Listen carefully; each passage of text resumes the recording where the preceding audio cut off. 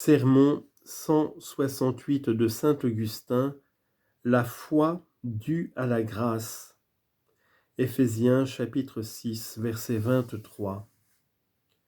Que par de pieuses lectures de saints cantiques, l'audition de sa divine parole et surtout par sa grâce, le Seigneur nourrisse votre piété. Ainsi ce ne sera pas pour votre condamnation, mais pour votre récompense que vous entendrez la vérité. Dieu le fera, nous en avons pour garantie sa promesse et sa toute-puissance.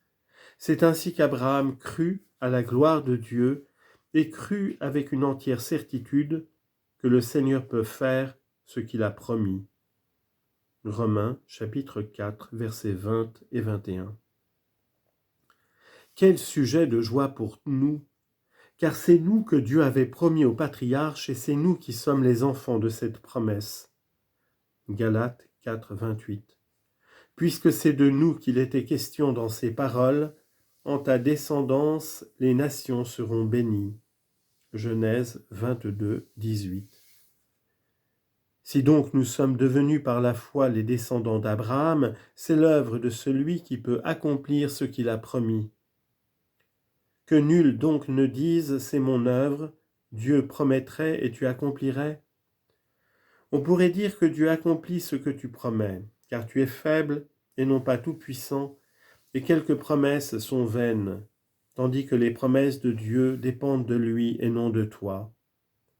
Pourtant reprends-tu, c'est moi qui crois. Je l'accorde, tu as raison, c'est toi qui crois, mais ce n'est pas toi qui t'es donné la foi. Et comment croire sans la foi? La foi est un don de Dieu. Écoute le docteur même de la foi, le grand défenseur de la grâce, écoute l'apôtre, c'est lui qui dit « paix à nos frères et charité avec la foi ». Voilà trois grandes choses, la paix, la charité, la foi. L'apôtre commence par la fin et finit par le commencement. Puisqu'on commence par la foi pour finir par la paix, la foi étant la croyance même. Or cette foi doit être une foi de chrétien et non une foi de démon. Les démons, en effet, dit l'apôtre saint Jacques, croient et tremblent. Jacques 2, 19. N'ont-ils pas dit au Christ, c'est vous le Fils de Dieu? Ainsi proclamait-il ce que ne croyaient pas encore bien des hommes. Ces démons tremblaient, tandis que des hommes osèrent donner la mort. Mais de ce que ces démons s'écrièrent, c'est vous le Fils de Dieu, nous savons qui vous êtes. Marc chapitre 3, verset 12, chapitre 1, verset 24. S'ensuit-il qu'il devait régner avec lui? Nullement. Il faut donc distinguer la foi des démons de la foi des saints. Il faut insister avec soin sur cette distinction importante. Pierre aussi ne fit-il pas la même confession? Le Seigneur demandait « Que dites-vous que je suis ?» « Vous êtes le Christ, le Fils du Dieu vivant, répondit Pierre. Simon, fils de Yona, reprit le Seigneur, tu es bien heureux. Matthieu chapitre 16, versets 15 à 17.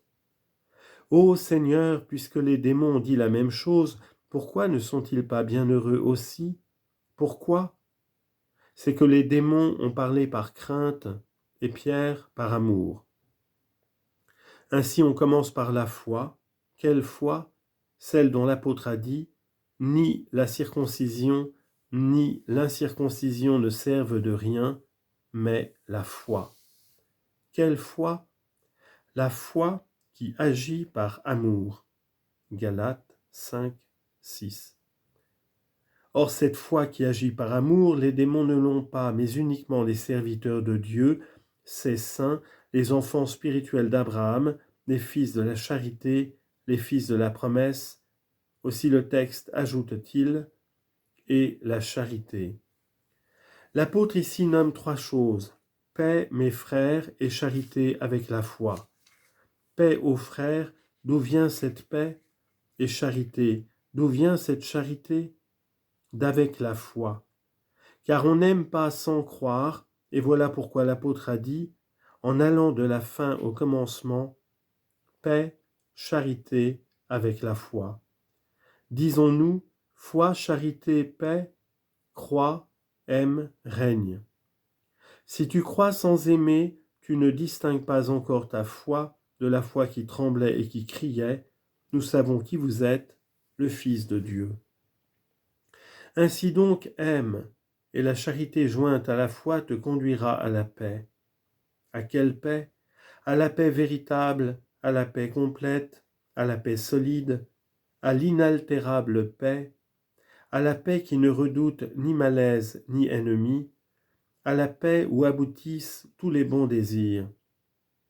La charité avec la foi, dit saint Paul, quoi qu'on puisse dire aussi, la foi avec la charité. Ce sont donc de grands biens, des biens précieux que rappellent ces mots de l'apôtre, paix à nos frères et charité avec la foi.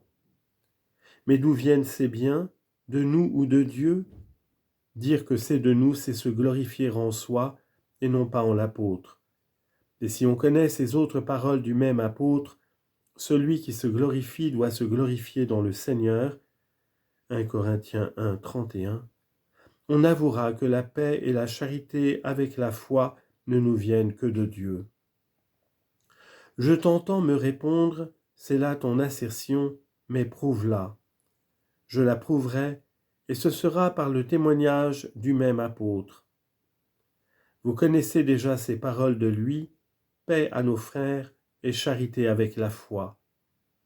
Mais que prouvent-elles? Continue à lire, paix à nos frères et charité avec la foi, par Dieu le Père et Jésus-Christ notre Seigneur. Qu'as-tu donc que tu ne l'aies reçu? Et si tu l'as reçu, pourquoi te glorifier comme si tu ne l'avais pas reçu? Si Abraham a été honoré, il l'a été à cause de sa foi. Or, quelle est la foi pleine et parfaite? Celle qui croit que tous les biens et la foi même nous viennent de Dieu. Aussi l'apôtre dit-il encore, « J'ai obtenu miséricorde », témoignage admirable. Il ne dit pas, « J'ai obtenu miséricorde parce que j'étais fidèle », mais bien, « J'ai obtenu miséricorde pour devenir fidèle ». 1 Corinthiens 7, 25.